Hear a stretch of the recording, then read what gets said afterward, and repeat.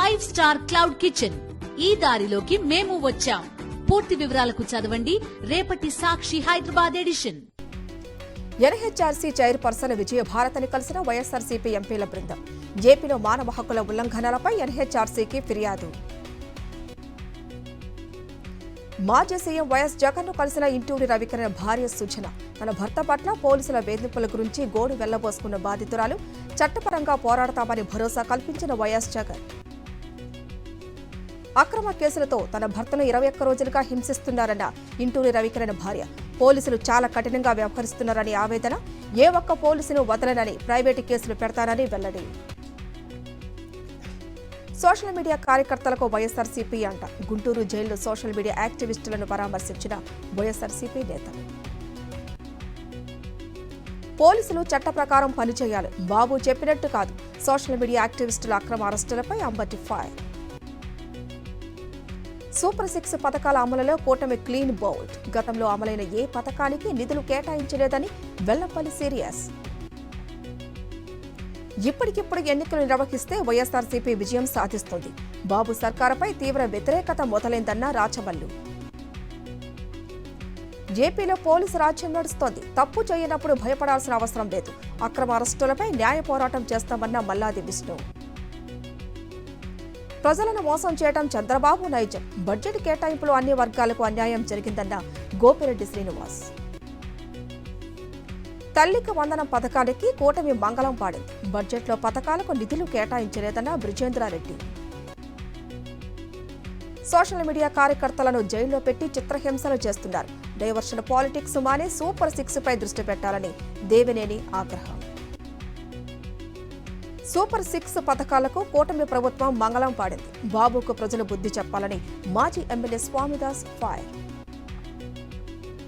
Super 6లో ఒక్కటి అమలు కాలేదు. ప్రశ్నిస్తే అరెస్టులు చేస్తున్నారంటూ దొంతిరెడ్డి వేమారెడ్డి ధ్వజం. మహారాష్ట్ర ఎన్నికల ప్రచారంలో పవన్ కళ్యాణ్. ఎన్డీఏ కూటమి తరపున ప్రచారంలో పాల్గొననున్న పవన్ ఈ నెల 16, 17న వివిధ జిల్లాల్లో రోడ్ షోలు, బహిరంగ సభలు. వికారాబాద్ కలెక్టర్ దాడి ఘటనపై ప్రభుత్వం సీరియస్. కలెక్టర్, ఎస్పీకి మంత్రి శ్రీధర్బాబు పిలుపు. హైదరాబాద్ బయలుదేరిన కలెక్టర్, ఎస్పీ. వికారాబాద్ కలెక్టర్పై దాడిని ఖండించిన ఎంపీ కొండ విశ్వేశ్వరరెడ్డి. బాధితులు ఆగ్రహానికి గురి కావద్దంటూ సూచన. మహారాష్ట్రలో రేవంత్ చెప్పేవని అబద్దాలేనన్న కేంద్ర మంత్రి కిషన్ రెడ్డి. 6 గ్యారంటీల పేరుతో ప్రజలను వంచారని మండిపాటు. తెలంగాణలో కాంగ్రెస్ హామీలు అమలు కావటం లేదని ఫైర్. సీఎంగా రేవంత్ రెడ్డి అధికార దుర్వినియోగానికి పాల్పడుతున్నారు. అమృత టెండర్లలో భారీ కుంభకోణానికి తెరలేపారు. చర్యలు తీసుకోవాలని కేంద్ర మంత్రి ఖట్టర్కు ఫిర్యాదు చేశామన్న కేటీఆర్. కేటీఆర్ ఢిల్లీ పర్యటనపై మంత్రి కోమటిరెడ్డి విమర్శలు. కేసుల నుంచి బయటపడేందుకే కేటీఆర్ హస్తన బాట పట్టారని ఆరోపణ. అమృత టెండర్లలో అవినీతి అనేది పెద్ద జోక్ అని సెటైర్. కాంగ్రెస్ ప్రభుత్వానికి రైతులపై చిత్తశుద్ధి లేదు. రుణమాఫీ అంశంలో ప్రభుత్వం ఫెయిల్ అయిందన్న ప్రశాంత్ రెడ్డి. కాంగ్రెస్ ప్రభుత్వం ఏడాది విజయోత్సవాలు కాదు, ప్రజా వంచన దినోత్సవాలు జరుపుతాం. రేవంత్ తుగ్లక్లా వ్యవహరిస్తున్నారన్న బీఆర్ఎస్ నేత పుట్టా మధు. ఖమ్మం జిల్లాలో పర్యటించిన SC ST commission chairman Bakke Venkataiah. కుల సమస్యలను సీఎం రేవంత్ దృష్టికి తీసుకువెళ్తానంటూ భరోసా.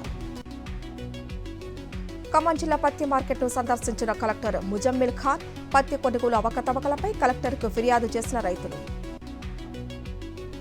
మహబూబాబాద్ జిల్లా తొర్రూరులో దొంగల బీభత్సం. తాళాలు వేస్తున్న ఇళ్లను టార్గెట్గా చేసుకుని నగదు, బంగారం చోరీ.